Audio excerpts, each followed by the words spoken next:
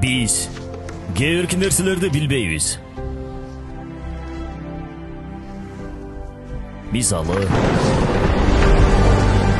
чарчуу эмне экенин билбейбиз.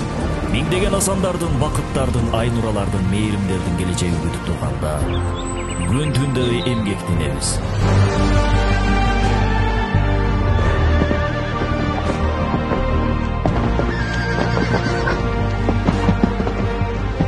Биз сараңдык эмне экенин билбейбиз. Асманга ачылган алакандардын урматына берилген ырысканы бөлүшөбүз өз ээси менен. Биз мен сенди бөлүнүүнү билбейбиз. Бул жерден алган түшүмдү кайра бул жерге салабыз. Биз кыйынчылыкты, мүмкүн эмес деген нерсени билбейбиз. Өлкөнүн өлүгүүсү турганда чегинүүнү билбейбиз. Биз үмүтсүздүктү билбейбиз.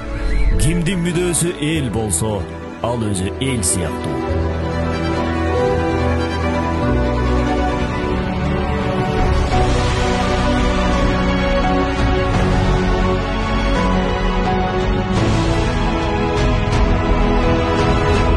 Бирок биз бир нерсени билебиз. Ал мекен сүйүүсү.